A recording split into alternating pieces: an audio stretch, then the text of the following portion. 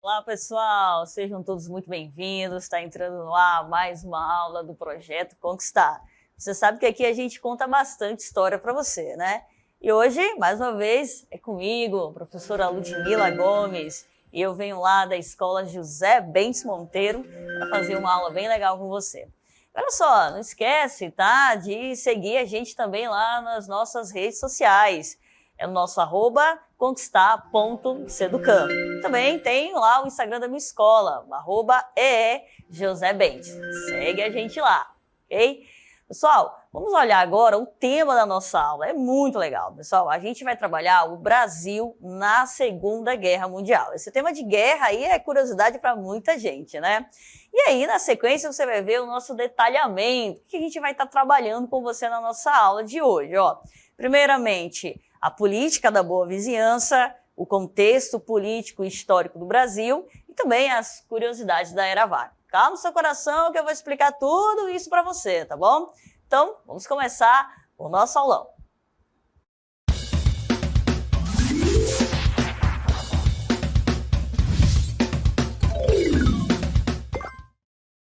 E a gente vai iniciar com uma questão que é a seguinte, pessoal.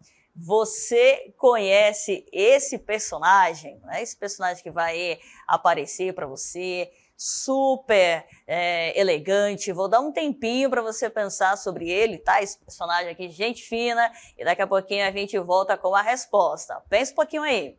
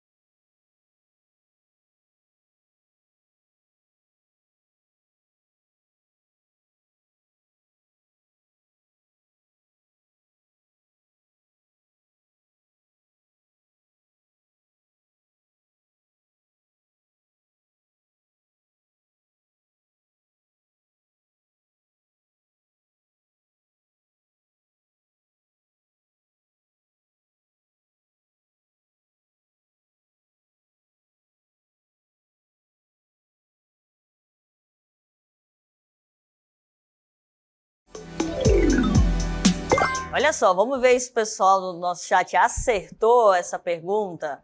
Olha aí, já tem algum... O pessoal do meu fã-clube acordou cedo, né? Já tem gente comentando aí, dando bom dia. O Bruno, obrigada, Bruno. Disse corretamente aí, ó. O personagem é o Zé Carioca. A professora Carolina disse que não é da época dela, mas ela sabe muito bem que também trata-se do Zé Carioca. Gente, meus fãs, muito obrigada a todos pela participação. Exatamente, ó, respondeu correto quem falou que é o personagem Zé Carioca. Pessoal, só umas informações aí para você sobre ele, tá? Ele foi criado em 1941, né, pelo Walt Disney, com a ajuda aí de um chargista brasileiro, que é o José Carlos Brito. O Zé Carioca, ele é um personagem que tipicamente, né, ele tem aquele jeitinho brasileiro para poder resolver todos os problemas. A gente sabe como é que é esse jeitinho, né? Mas agora só, o principal é que o Zé Carioca, pessoal, tem tudo a ver com a Segunda Guerra Mundial. É exatamente, a criação do personagem Zé Carioca está ligada à participação do Brasil na Segunda Guerra Mundial. É o que você vai ver na sequência. Vamos avançar um pouquinho para colocar mais informações aí para você? né? Então vai ficar aí essa pergunta: qual seria a relação desse personagem com a participação, portanto, do Brasil na guerra? É que quando a Disney criou o Zé Carioca, ela criou na intenção de manter uma boa relação entre o Brasil e os Estados Unidos. Portanto, a criação dele tem tudo a ver, né, com aí o fato, né, da atitude dos Estados Unidos durante a Segunda Guerra Mundial. Essa postura dos States de criar o Zé Carioca, pessoal, ela é chamada de política da boa vizinhança, que eu vou explicar mais um pouquinho para você. Vamos lá, vamos avançar aí. Pensa no seguinte contexto, gente: o mundo está em guerra e aí um país próximo ao teu, ou então vizinho teu, ele faz uma aliança com uma nação inimiga sua. Gente, o que pode dar errado aí? Pode dar tudo errado, porque repare só, imagina, né, um território inimigo se aliando ali próximo a você, que vai ali, pode desembarcar soldado, pode utilizar ali como base naval, base aérea. Isso não é realmente muito legal. Portanto, né, foi pensando nessa situação que os Estados Unidos, né, ele tinha um receio muito grande de que qualquer país da América se aliasse ao país do eixo. Vamos avançar um pouquinho para você relembrar quem são os países do eixo, né? Entre parênteses aí, a Itália, o Japão e também a Alemanha. Aí o que os Estados Unidos fez? Olha só, ele fez aquela política de se manter amigo, como vai aparecer aí na sua tela, como os jovens dizem, né? Ele se tornou um best friend dos países da América. Olha, todo mundo ali amigo, harmonicamente. E aí, olha só, pessoal, a gente pode dizer, né, continuando aí as nossas informações, que não é somente o personagem da Disney, mas também é uma cantora muito famosa na época, começou a ficar muito famosa também nos Estados Unidos, a gente vai falar daqui a pouquinho.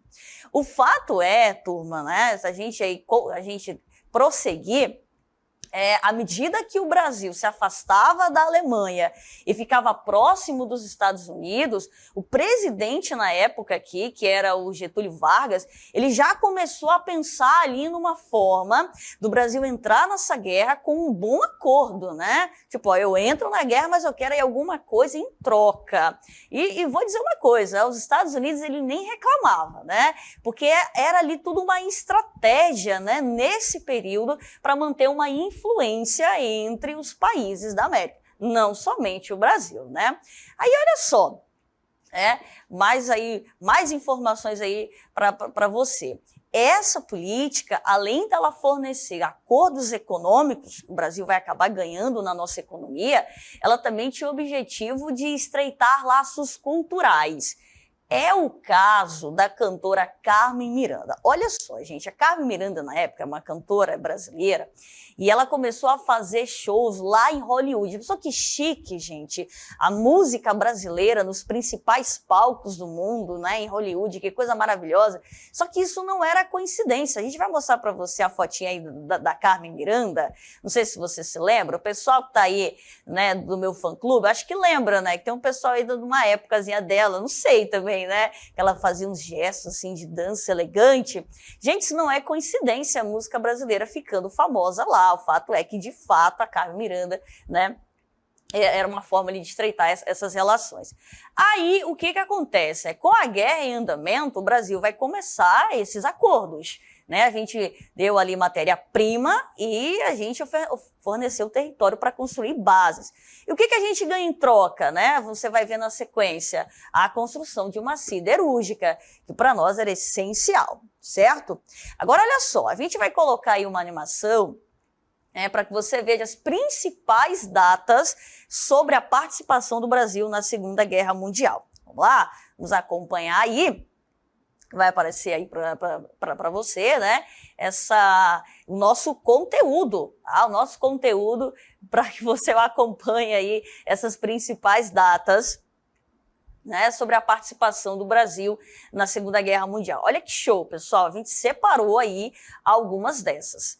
A primeira que eu vou começar com você, gente, é a data de 1939. Por Por que a gente vai começar com essa data aí, de 1939? Porque é essa data que marca o início da Segunda Guerra Mundial. O play da Segunda Guerra Mundial foi no ano de 1939. Foi quando a Alemanha invadiu a Polônia. Quer dizer, foi a gota d'água, pessoal. Olha só, a Alemanha ela não podia invadir país nenhum, ela estava sendo punida, né? Aí, mesmo assim, o Hitler começou a invadir vários países e aí não deu outra, né? A paciência acabou, os países europeus foram lá e decretaram guerra contra a Alemanha, estava iniciada a Segunda Guerra Mundial. Outra data que eu vou chamar a sua atenção é a data de 1942. Por quê? Porque foi nessa data aí, turma, que o Brasil começou a ser torpedeado. Várias nossas embarcações começaram a ser bombardeadas, né? E a imprensa, né, na época, a notícia que se espalhava pelo Brasil era de que quem estava bombardeando as nossas embarcações era a Alemanha. Agora você veja, né? A Alemanha destruindo embarcações e os Estados Unidos fazendo até o Zé Carioca pra gente. É fato que o Brasil ia entrar do lado dos Estados Unidos, né? Outra data aí que eu vou chamar a sua atenção é o ano de 1943. Por que a gente vai, né, enfatizar essa data? Porque foi aí que foi criado a FEB, a Força Expedicionária Brasileira, que são os pracinhas que foram enviados para a Segunda Guerra Mundial. E aí, gente, vem a data final, a data de 1945, que é quando acaba a Segunda Guerra Mundial, com a rendição da Alemanha, posteriormente também a rendição do Japão, né, que ficou um tempo ali insistindo, e aí ocorreu ali a situação das duas bombas atômicas e a guerra acabou, tá? Você vai conferir agora na sua tela uma fotinha básica aí da Força Expedicionária Brasileira, os pracinhas, né, como a gente já conhece, e, portanto, aí, né, valorizar um pouquinho mais essa presença deles. E agora é o seguinte, turma, vamos lançar aqui uma outra pergunta, né, continuando aí o nosso assunto, que é o seguinte, né, olha só, a guerra está acontecendo lá na Europa e a pergunta é, e aqui no Brasil, hein? O que estava acontecendo no Brasil nesse período? Então, olha só, você já sabe que a gente enviou pracinhas para lá. Né? Tá aparecendo aí o número, mais ou menos 25 mil, ok. Mas se a gente continuar, pessoal, vem aí uma outra questão, né? E o governo da época, né? Qual que era o tipo de governo que o Brasil tinha naquele período? O nosso presidente era o Getúlio Vargas. E o tipo de governo a gente chamava de Estado Novo, que era uma ditadura. Calma que eu vou explicar para você um pouquinho mais sobre o Getúlio Vargas, para que você entenda o que era o governo na época. Vamos ver a foto do Getúlio Vargas. Será que você já viu essa pessoa elegante nos seus livros de história? Ele é muito charmoso. Se é charmoso assim no desenho, imagina como não era ao vivo, né? Uma elegância pura. E, pessoal, olha só, o Getúlio Vargas, a gente vai começar a trabalhar agora todo esse período que ele foi o presidente, porque era exatamente o período da Segunda Guerra Mundial. Então, está muito ligado Vargas com, né, a Segunda Guerra Mundial. Então, a gente vai colocar agora aqui as informações sobre esse contexto político, tá bom? Vamos começar a conferir aí, turma, sobre como era, né, esse sistema da política do Brasil. O Brasil era uma oligarquia antes do Getúlio Vargas assumir como presidente. Ah, professor, eu não sei o que é oligarquia, não. Gente, oligarquia significa governo de poucos. Eram as mesmas pessoas, os mesmos grupos que eram presidentes do Brasil. Quem eram esses poucos? Grupos de grandes fazendeiros, a elite agrária, principalmente São Paulo e também de Minas Gerais. Na sequência, a gente vai colocar para você as características dessas oligarquias. Esses donos de fazenda, eles tinham um poder muito grande, né? E a gente pode colocar 3 características deles. O mandonismo, que eles eram bem mandões, né? Dominavam as regiões. O coronelismo, que a gente vai chamar esses donos de coronéis, e o clientelismo, né? Porque eles faziam que a população votasse sempre nos candidatos deles. E ai da população se não votasse, hein? Isso aí seria ameaçado e a coisa não seria realmente muito legal. Vamos continuar aí as nossas informações. E aí, o que ocorre, turma? Essa política, né, com candidatos ali sempre do mesmo grupo, e as eleições deram fraudadas, as urnas sumiam, as pessoas eram intimidadas, até gente morta votava. O título de eleitor de gente morta aparecia lá para poder votar. Isso causou uma insatisfação muito grande. E aí, o que ocorreu no Brasil? Uma revolução. A gente chama essa revolução de Revolução de 1930 e ela tirou o presidente que estava lá e colocou Getúlio Vargas. Então ele não foi eleito, ele foi posto como presidente. Aí começa a chamada Era Vargas, que a gente divide em 3 períodos. Vai aparecer para você agora o primeiro período da Era Vargas, que a gente chama de governo provisório. Repare na data, pessoal, vai de 1930 até 1934. Pera lá, professora, um provisório que durou 4 anos? Você não viu nada. Gente, quando Getúlio foi colocado, ele começou ali um estado de compromisso. Basicamente era ele organizar o governo dele, fazendo favores e apoiando os grupos que apoiaram eles, principalmente os tenentes do exército. Só que o Getúlio tinha 2 missões, falar para você. A primeira missão, fazer eleições presidenciais. A segunda missão, uma constituição.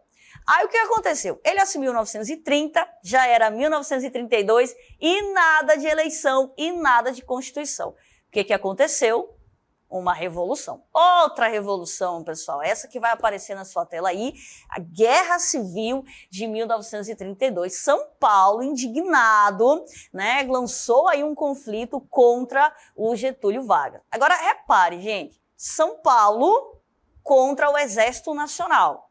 Quem você acha que vai ganhar?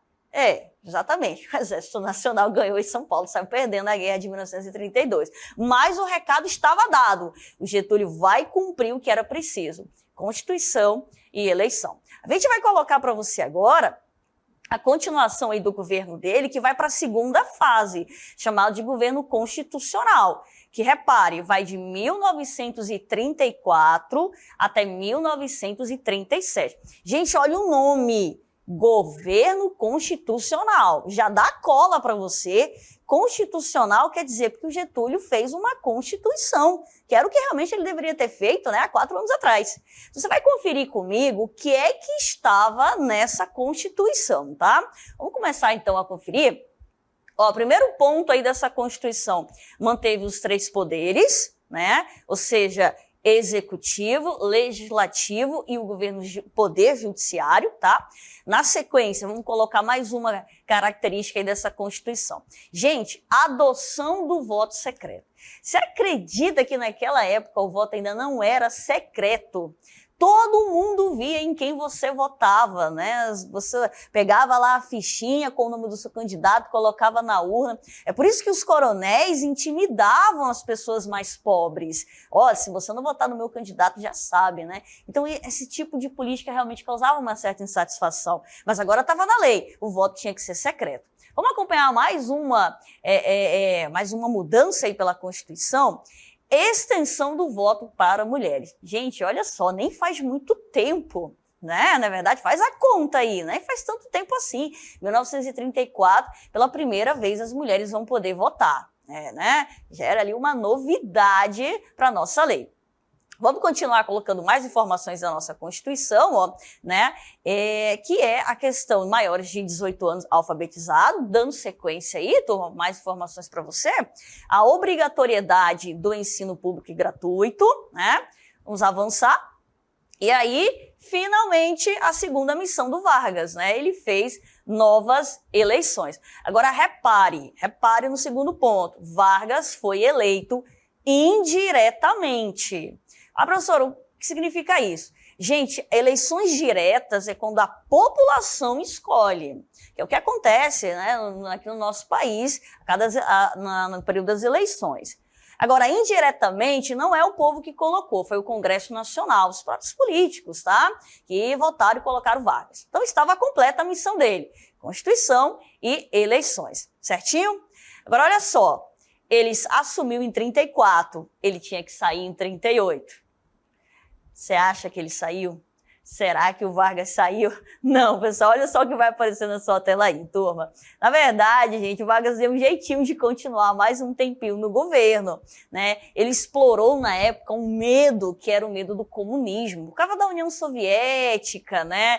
E ali estava um pânico. A imprensa noticiou Olha a vibe, né? A imprensa noticiou que a União Soviética iria invadir o Brasil e acabar com tudo, e seria um desastre para o nosso país. E aí só tinha um jeito disso se resolver. Vamos continuar aí, ó. Esse plano foi chamado de Plano Cohen. Aí o Vargas falou assim, não, calma o coração de vocês que eu resolvo. Como é que você resolve?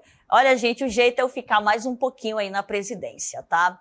A gente pode até fazer um meme do Getúlio Vargas, não é verdade? Olha só, ele lá, né, uma pessoa agarrando ele com licença, né? Onde é que você vai? Me solta que eu quero ser presidente do Brasil. Mais um pouquinho, né? Que tá pouco, né? Querendo ser, pô, Getúlio, né? Mas o fato é, pessoal, que aí vai começar o terceiro período da era Vargas. Então já foi aí, né, o período provisório, já foi o período constitucional, vai aparecer para você agora o terceiro período. Como é que a gente chama esse terceiro período?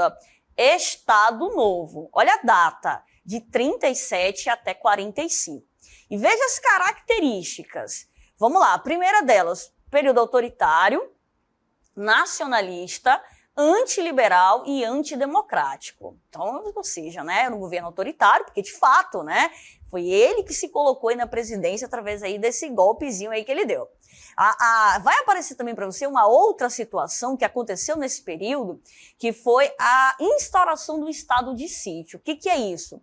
Gente, significa suspensão de direitos. Então, tudo que estava lá na Constituição como direito, ó, do nada, assim, acabou, foram cancelados esses direitos, eles foram afastados, né? E aí tudo girava em torno das decisões do Getúlio Vargas. Bem autoritário, né? Bem controlador mesmo aí esse período. Vamos seguir aí colocando mais características para vocês, né? Gente, ó, restrição à liberdade, sigilo às comunicações, né? Restrição de liberdade à imprensa, enfim, várias coisas aconteceram aí provando esse autoritarismo do Vargas. E tem mais, não acaba não. Olha só também o que mais aconteceu aí nesse período, ó. Congresso, assembleias, câmaras ficaram fechados, né? Os partidos políticos não eram permitidos. Suspensão da liberdade, né? Etc. Né? Tudo girava realmente em torno desse governo bastante controlador aí do Getúlio Vargas. Agora, olha só, repare uma coisa aí, você não observou que está tendo aí uma contradição, não, nesse governo do Vargas? Repare bem, que veja, nós enviamos soldados para lutar na Europa contra ditaduras, do Hitler, do Mussolini na Itália, mas aqui nós também tínhamos um governo autoritário, uma ironia, uma contradição, não é verdade? Pois é, gente, foi exatamente isso. O fato é que isso, né, leva a uma pressão popular que acaba com o governo do Vargas. Ou seja, né, quando os soldados retornaram da guerra, eles pressionaram, houve uma pressão ali para que o Vargas renunciasse. Que não tinha nada a ver o Brasil lutar contra a ditadura e aqui tem uma ditadura também, né?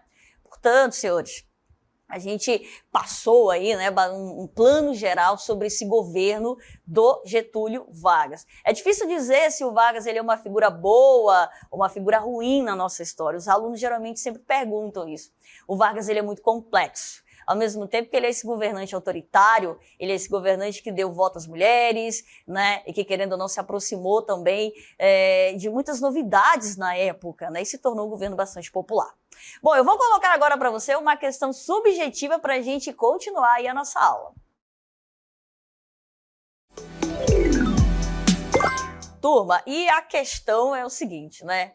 Quais os outros acontecimentos ocorreram no Brasil durante as diversas mudanças políticas ocorridas na era Vargas que se perpetuam até os dias de hoje? Olha só, primeira coisa que a gente vai colocar aí para você. Gente, o Vargas foi conhecido como pai dos pobres. É porque ele teve um governo muito popular, né? Um governo muito populista, né? Outra coisa que a gente vai também colocar aí para você, né? Para você acompanhar com a gente, é a aproximação do Vargas com a classe trabalhadora. É que ele criou ali algumas leis inéditas que até então não havia, como a lei do salário mínimo. Na sequência, né, a gente pode colocar também que ele cria, né, ministérios inéditos, né, ou seja, e que acabaram, né, aproximando e dando aí um governo bastante popular na época. Portanto, isso, né, mostra de fato como é complexo a gente definir quem é o Getúlio Vargas.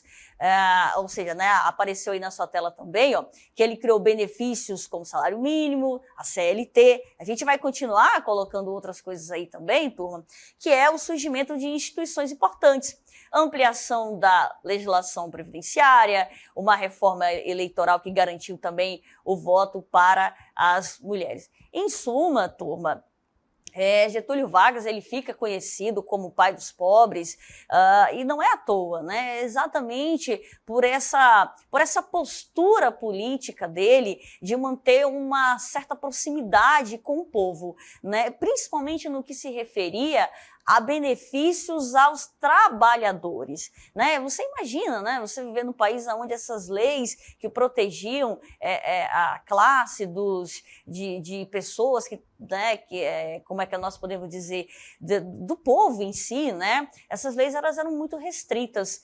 E o Vargas, sabendo disso, ele tem essa política totalmente popular, né? Diz, olha, agora vocês vão ter uma segurança, a gente vai ter uma lei que possa proteger muito mais, né? E, portanto, ele acaba sendo um governo bastante popular. O fato é, turma, que a gente não pode esquecer também que o Vargas, querendo ou não, ele pertencia a um grupo oligárquico. Por que não, né? Ele era uma figura de um grupo com muito poder, né? De uma elite, mas que chega ao governo e aí a gente não pode negar. Ele vai fazer, sim, alguma coisa diferente do que aqueles que faziam até então. Então, aquela antiga oligarquia desses coronéis, né? Que intimidavam o povo para poder votar e que, na maioria das vezes, não faziam nada para essa população, querendo ou não, a gente sabe que isso no período Vargas não ocorre, já que ele consegue manter um contato maior com o povo, já que ele consegue fazer leis de caráter popular e sai aí, né, da história com essa alcunha, né, pai dos pobres. Professora, finalmente o Vargas então saiu da presidência em 1945. Ó, eu vou dar um spoiler, né? Na verdade, ele sai, mas depois ele volta, viu? Ele volta eleito como presidente depois de um tempinho, mas isso fica aí para uma outra aula. Muito bem, o que eu vou chamar agora, pessoal? Para que você continue melhorando os seus estudos, eu vou colocar, a gente vai chamar o nosso cronograma de estudo para você aprender um pouquinho mais. Vamos lá. Olha só que show para eu ficar completo o seu estudo, pacote completo aí do seu estudo, eu vou indicar aí 3 tópicos para você, tá? A ascensão do nazifascismo, primeiramente, para você entender aí, né, como que uma pessoa como Adolf Hitler consegue chegar ao governo da Alemanha.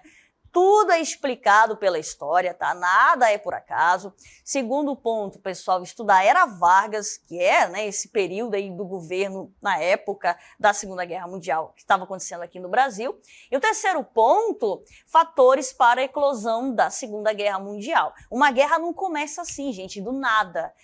Tô aqui fazendo nada, vou ali fazer uma guerra. Não, existem justificativas, né? São fatores que justificam para que essa guerra aconteça. E aí o seu estudo vai ficar bem completão, não vai existir pergunta que vai te parar, tá? Vai ser estudo de milhões aí para você aprender tudo mesmo sobre esse período.